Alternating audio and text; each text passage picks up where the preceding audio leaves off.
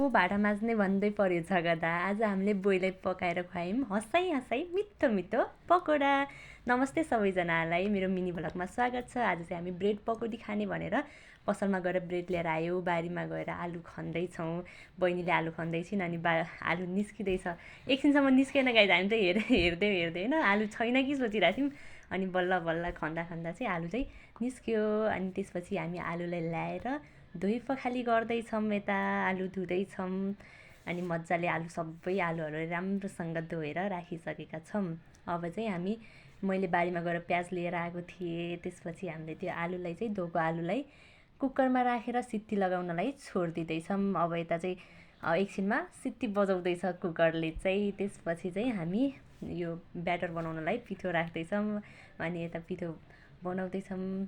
त्यसपछि मैले चाहिँ यता प्याज चाहिँ काट्दैछु। त्यसपछि हामी प्याज काटेर चाहिँ के गर्दैछौँ भने चाहिँ यता यो पिठोको ब्याटर बनाउनलाई हल्का यसमा बेसारहरू राखेर थोरै, हामीले फुड कलर थिएन त्यसैले हामीले चाहिँ घरमै भएको अर्ग्यानिक कलर हामीले चाहिँ बेसार युज गरेका छौँ। त्यसपछि बहिनीले बनाउँदैछिन् है यो ब्याटर, फेरि एकदमै हामी दिदी बहिनी मिलेर बनाउँदैछौँ आजको पकौडा चाहिँ। अनि त्यसपछि प्याज पनि काटेर रेडी भइसक्यो।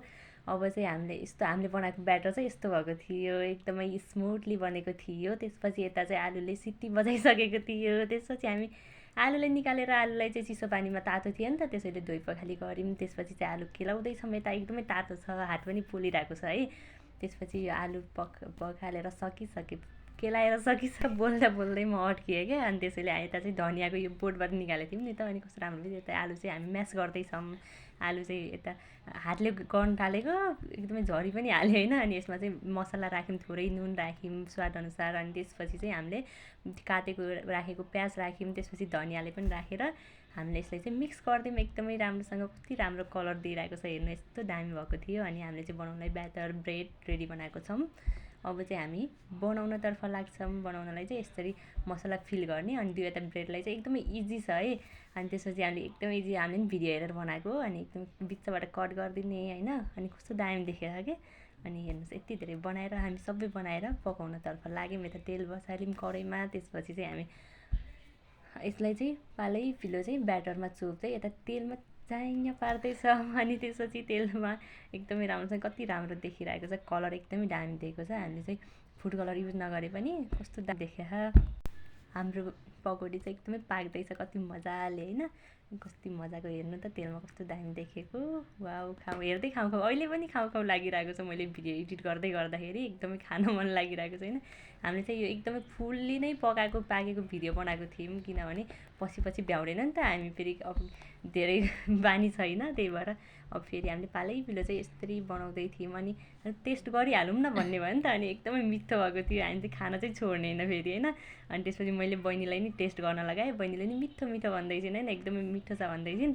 अनि त्यसपछि बहिनीलाई चाहिँ मैले खाना दिइरहेको थिएँ, बहिनीले खाइरहेको थिइन्, मैले पनि, हामी दुवैजना मिलेर गरिरहेको थियौँ। ब्याटर अलिक बाक्लो भएको थियो, पातलो बनायौँ। त्यसपछि यो चाहिँ बनेर रेडी भइसक्यो। अनि अलिकति बचेको थियो क्या यो मसलाहरू चाहिँ, त्यसलाई नि किन वेस्ट गर्नु भनेर चाहिँ हामीले फेरि ब्याटरमा राखेर आलु पकौडी बनायौँ। त्यसपछि आलु पकौडी नि पाकेर रेडी भयो। अनि यता हाम्रो पाकेर कति धेरै, वाउ कस्तो दामी देखेछ, हेर्दै खाउँ लाग्दो है। अनि त्यसपछि चाहिँ आलु पकौडी नि टेस्ट गरिहालौँ न भन्ने भयो। अनि मैले टेस्ट गरेँ, तातो थियो गाइस होइन, त्यही पनि एकदमै मिठो भएको थियो। अनि मैले बहिनीलाई नि खाना दिएँ, बहिनीले नि मिठो भन्दैछिन्। अनि त्यसपछि चाहिँ हाम्रो फाइनली यति धेरै बनेको थियो, एउटा ब्रेडबाट एउटा प्याकेटबाट है। अनि आज भाँडा धुने पालो आयो क्या। अनि म फेरि भाँडा धुँदैछु रिसाउँदै होइन, बहिनीले फेरि रिसाउँदै झाडु लगाइरहेको छिन्। हामी होइन रिसाएको होइन है गाइस, एकदमै हामी मिलेर गरिरहेको थियौँ। चिया पनि पाकिरहेको थियो। अनि हामीले चाहिँ बोइलाई चाहिँ खानालाई दिएको थियौँ। अनि कस्तो छ भनेको त तितो छ भन्दै हुनुहुन्थ्यो, एकदमै हाँसेर मजाक उडाएर होइन। म त राम्रो थियो तर त्यसरी गर्दै हुनुहुन्थ्यो। हामीले फेरि एकदमै मजा लिएर खाइरहेको थियौँ।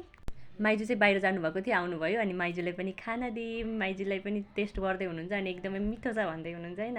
यति गर्दै हाम्रो दिन बित्यो।